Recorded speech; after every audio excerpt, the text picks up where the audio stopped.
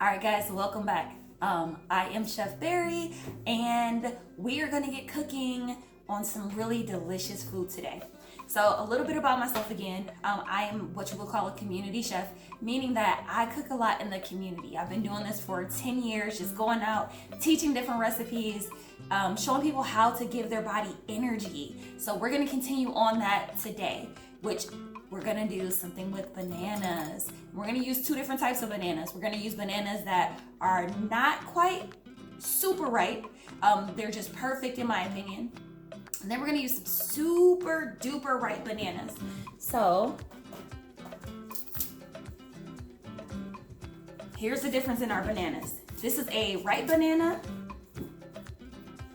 This is our ripe banana. I can eat this banana, it'd be tasty. We're gonna use this banana for our banana pudding.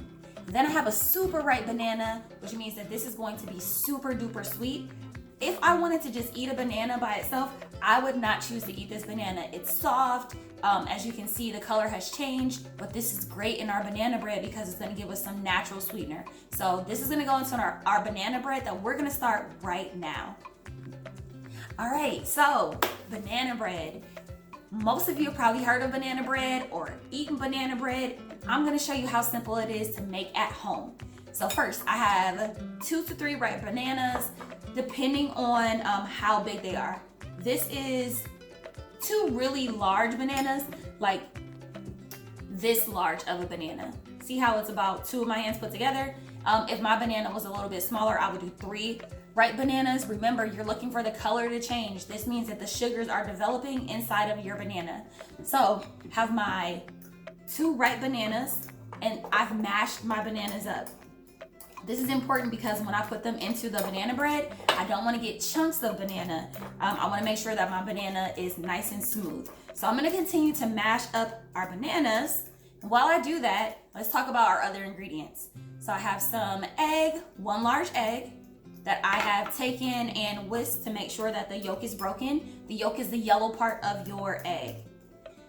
Then I have some butter. I have 1/3 of a cup of butter, which is 5 tablespoons, and about 1/3 of a tablespoon of butter. I have some vanilla. You can probably see it floating at the top. Those are the little spots at the top. And then I have my dry ingredients. So I have flour in here, 1.5 cups of flour. And then I have some baking soda and salt. So I have a teaspoon of baking soda and 1/4 of a teaspoon of salt.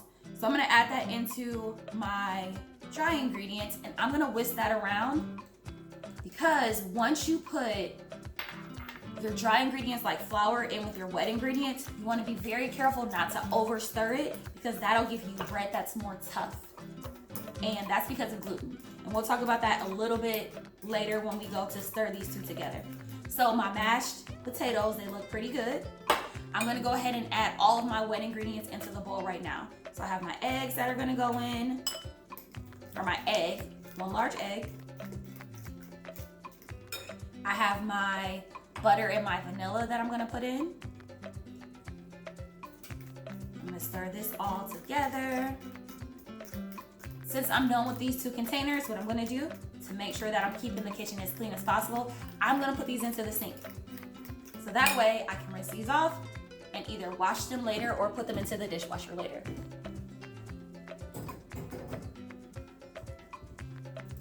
All right, so back to our dry ingredients. Notice I'm mixing these 2 separately. So my wet ingredients are already mixed together. I'm gonna slide these off to the side.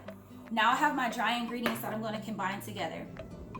Flour has something called gluten inside of it. Gluten, what it does is provides a stretchiness when you're eating bread. It's really good if you're not gluten-free. So when we're putting our flour in with our wet ingredients, one of the things that you all need to be careful about is not mixing this too much. Every time you mix gluten together, your gluten comes like this. And let's say we're making something like a pizza dough. So my gluten's coming together, it's coming together. At this point, it's super duper tough. This means that I've probably overworked my gluten. We allow that gluten to relax, and so now it's together, but it's not super tight. Like if we overmix either our banana nut bread, our pizza dough, or anything of that nature. So make sure if you're working with your flour that you're mixing your dry ingredients together, because on its own, you're not going to activate that gluten. So we're mixing this all together because I want to make sure that every part of my bread is going to contain the salt, the baking soda, and my flour. All right, so done with this work, into the sink. Now I'm going to combine my wet and my dry ingredients. I'm going to add my dry ingredients into the wet ingredients. Be careful, it's flour. It can create a whole cloud of flour. So what I'm gonna do, I'm actually going to switch over to my rubber spatula so that I'm able to get as much of the banana off of the sides as possible. I'm looking for this to just come together. I don't want to continue to mix this together once my flour and my banana mixture is incorporated.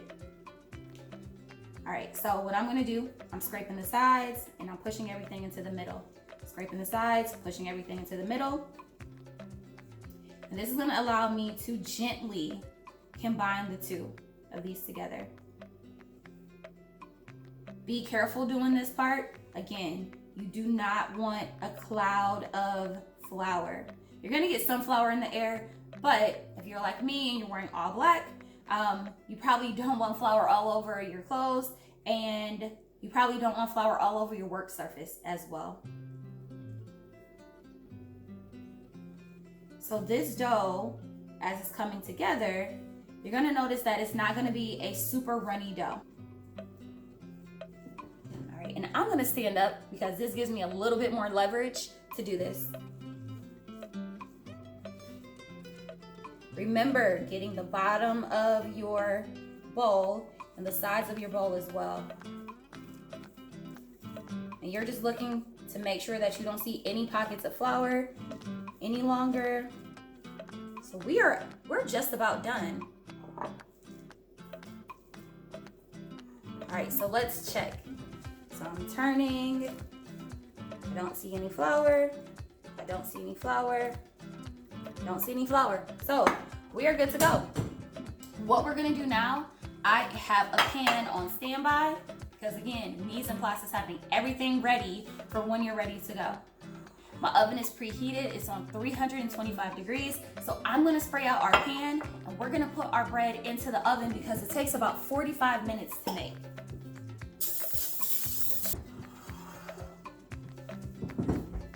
I forgot to add sugar. We probably need that. All right, so I have a half a cup of brown sugar that we're gonna add in. My brown sugar was ready to go. I didn't realize that I didn't put it in. So again, we're gonna incorporate the sugar in carefully. So we don't wanna overwork our bread dough.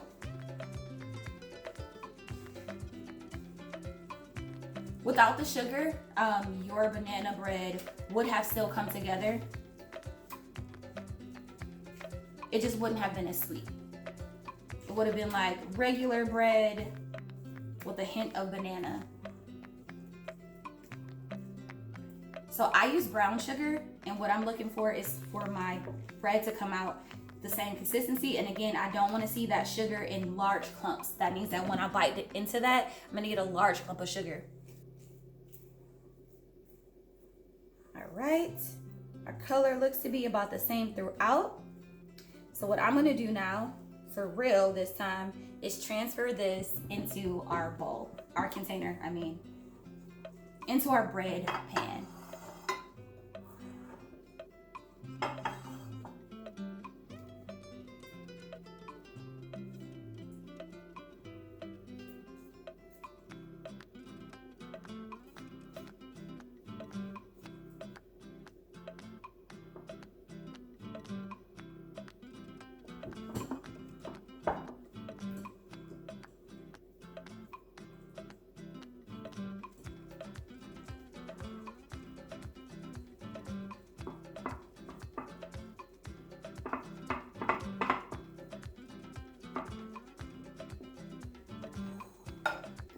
All right, once it's nice and smooth, this is gonna go into my oven for 45 minutes. So we will check on this in a little while. In the meantime, we're gonna make some banana pudding.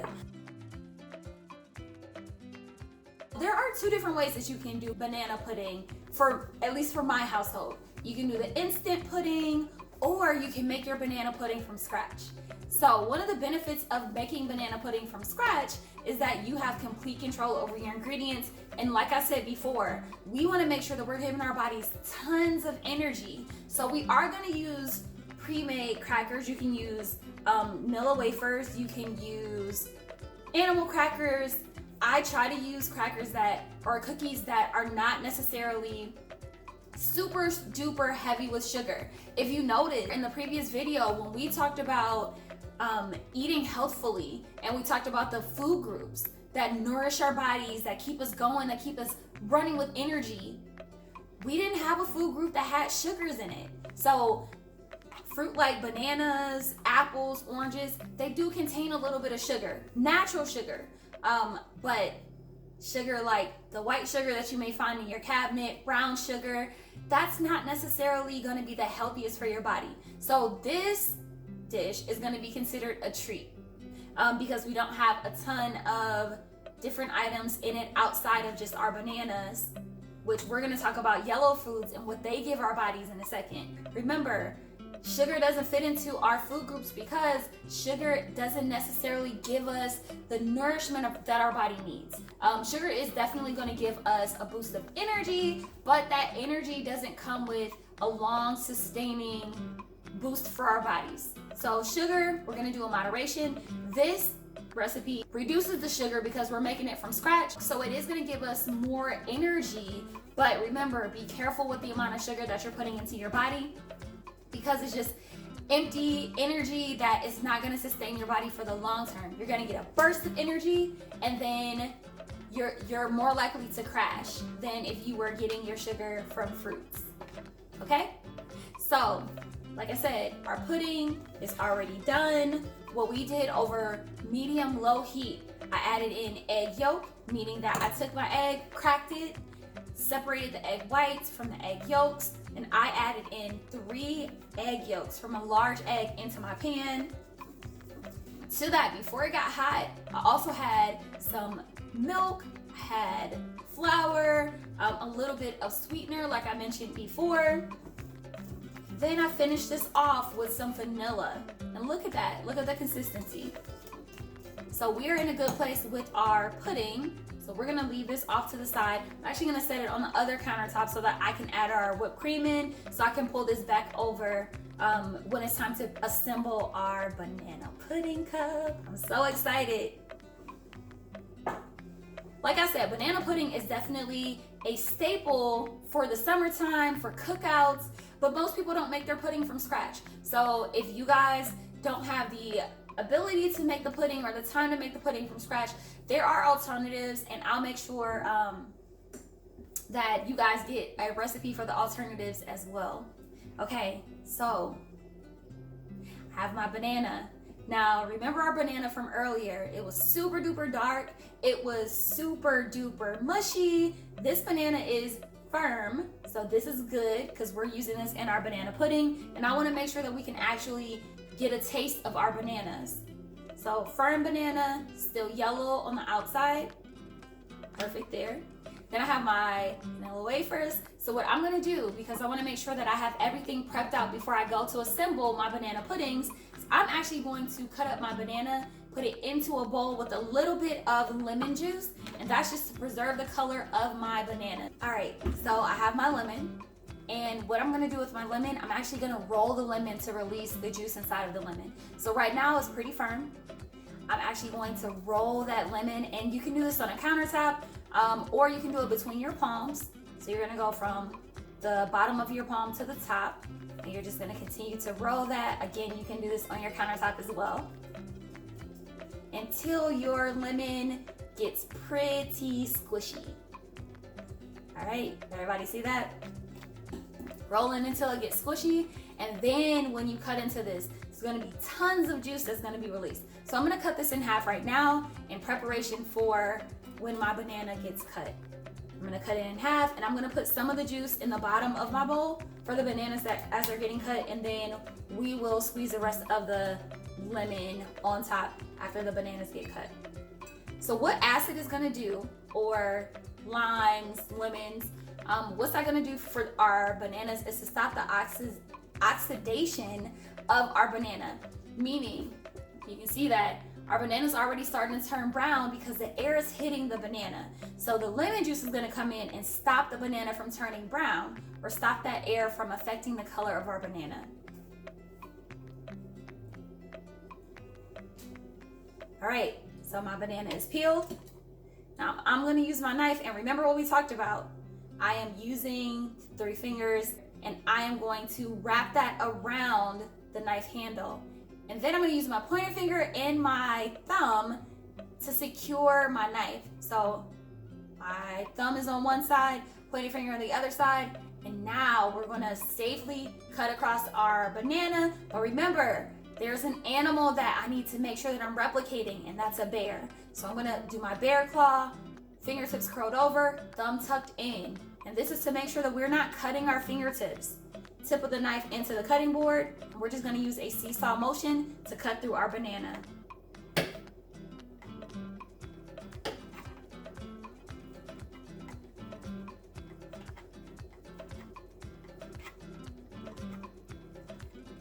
I wanna make sure that my banana is pretty much the same size.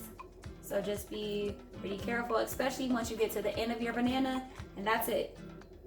Half a banana for our banana pudding that we're gonna end up putting into a cup. We're gonna do layers, so this is super important. Now what I'm gonna do, I'm gonna use the back of my knife, and I am going to put my bananas into that bowl that's waiting for them. And I'm gonna squeeze that lemon juice on top of our bananas.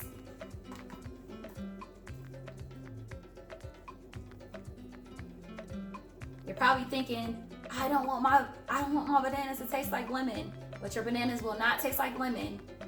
This is just to stop the oxidation or the air turning our bananas brown.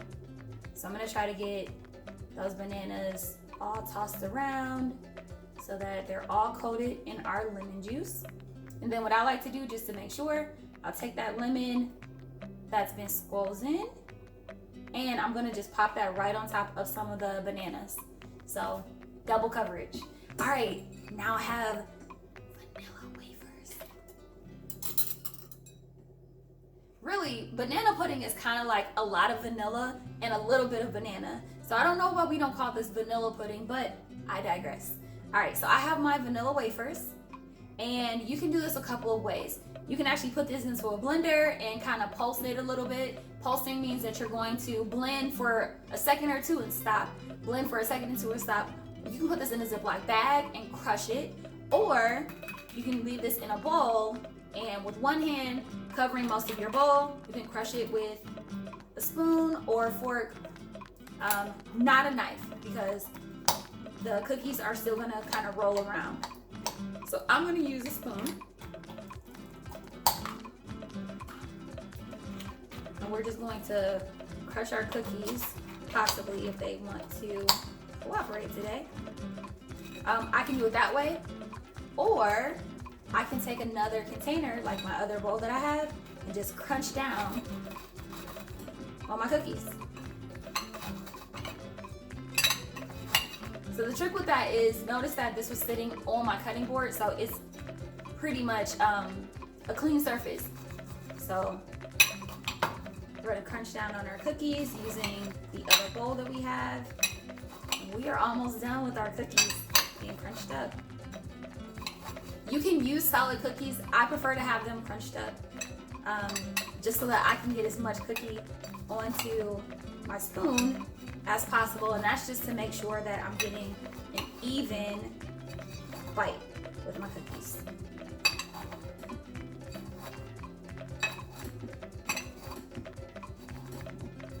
I don't want to crush this up too much, so I'm pretty sure that I'm just going to stop here. All right, so my cookies are crunched up, and now we're going to get ready to assemble. So I'm going to pull my pudding that now has my whipped cream in it back over. The whipped cream adds to the lightness, to the airiness of banana pudding. Without the whipped cream, it's gonna be super duper dense, which some people like it dense. But for me, I don't necessarily like it that way. So let's pull this back over. All right, so have my pudding with the whipped cream folded in. And now we're gonna layer. So you can layer whatever way you choose to layer. I actually like the pudding on the bottom, and then I do some of the bananas and some of the crunchiness of the cookies on top so that my layers are very distinct and defined.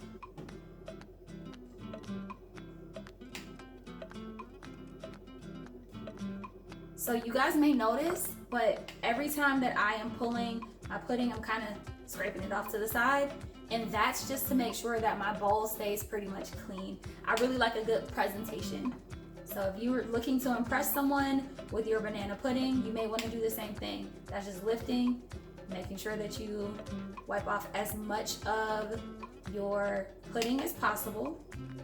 And I want to go for 3 layers, so I'm going to stop there. I'm going to put some of my bananas on. Using that same spoon because the pudding is dedicated to the banana pudding. So there's no love lost there. What I like to do is, first and foremost, make sure that I don't have lemon seeds. But then I like to make sure that my bananas are visible. So I put my bananas on the edges first, and then I will fill in the middle if I need to. But it looks like we're in a good place. So I'm actually gonna stop there. Then I'm gonna sprinkle some of my wafers or animal crackers or whatever crunchy element you would like to put on top of your banana pudding. And again, I wanna make sure that this is on the edge as well because I wanna be able to see the layers between my banana pudding. Thinking maybe I'll only do 2 layers. My container is pretty small, so I'm gonna add in a little bit more vanilla wafer than I normally would. Then we're gonna do our last layer. So the important thing with the last layer or your second layer, depending on how many layers you're doing, is to make sure that you're covering up all of your vanilla wafers. Oh guys, it smells so amazing. I wish I had smell-o-vision.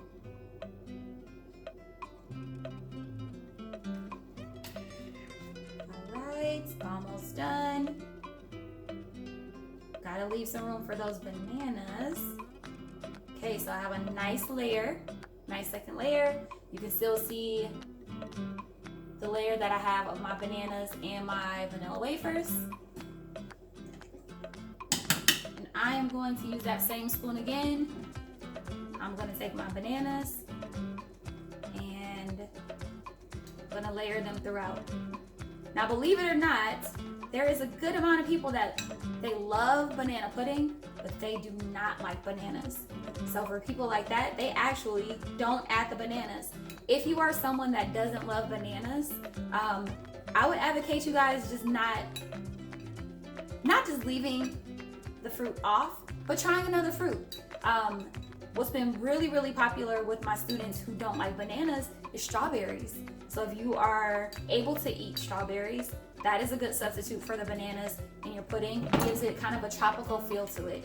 And then you don't have banana pudding, you have strawberry pudding. But since that's not a thing, people call it banana pudding with strawberries. All right, and then we're gonna sprinkle some of our vanilla wafers on top. Oh my gosh, you guys, this looks so good.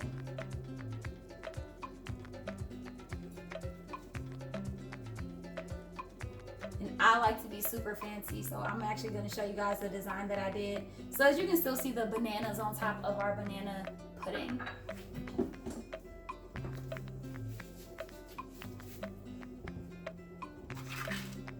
All right, are you ready for this?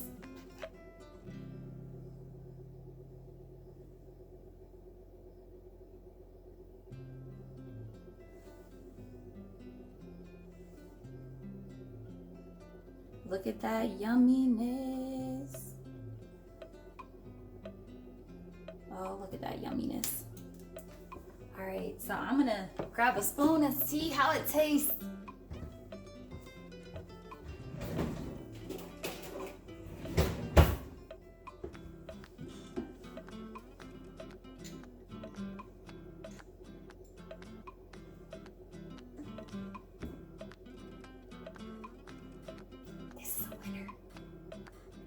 This is totally a winner. All right, so I'm gonna leave that off to the side. We're gonna talk about yellow fruits and vegetables. I'm gonna grab 2 yellow fruits that we use today.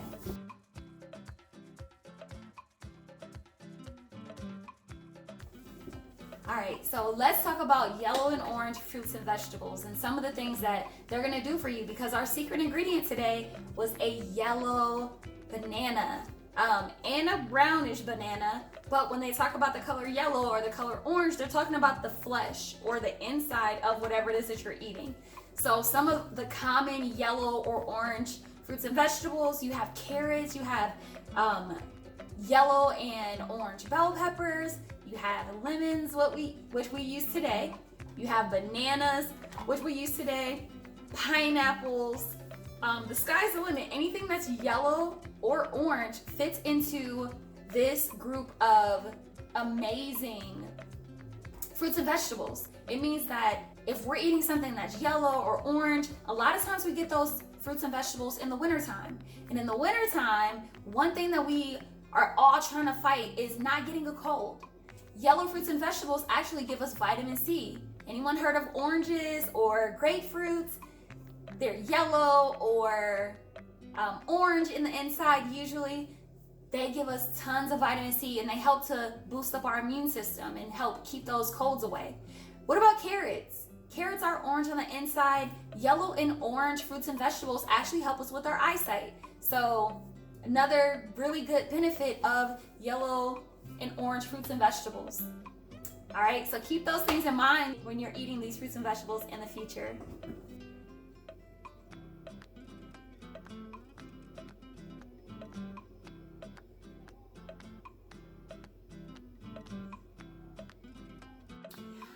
I enjoyed you guys today. I cannot wait to see you next time, where we'll be making more fun recipes and doing it in a way that is going to nourish our bodies and provide us with a ton of energy.